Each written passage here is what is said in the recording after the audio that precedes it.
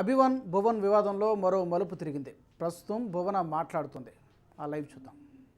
తర్వాత మ్యారేజ్ చేయాలి, దానికి ఇది ప్రాబ్లం కాకూడదు, 1 ఇయర్ వెయిట్ చేయండి, తర్వాత ఖచ్చితంగా మీ ఇద్దరికి మ్యారేజ్ చేస్తాము అని చెప్తే వీళ్ళిద్దరి అగ్రిమెంట్ అది అభినవ్ విని పంపించాడు. నన్ను పంపిస్తే ఇంటికి వెళ్ళిపోయాను. నేను 5 months నుంచి ఇంట్లోనే ఉన్నాను.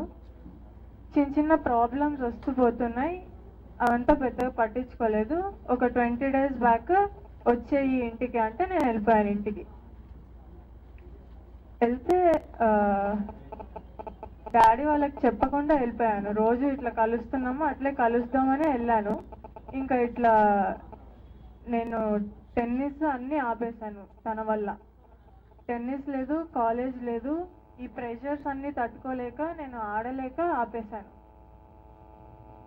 అయితే నేను ఇంట్లో ఉన్నప్పుడు నువ్వు ఇంకా ఏమి చెయ్యవు, టెన్నిస్ లేదు, చదువు లేదు, ఇంకెందుకు నువ్వు అక్కడ ఉండి అంటే, నేను డాడీకి చెప్పాను కదా అక్క పెళ్ళి వరకు ఇక్కడ ఉంటాను అని.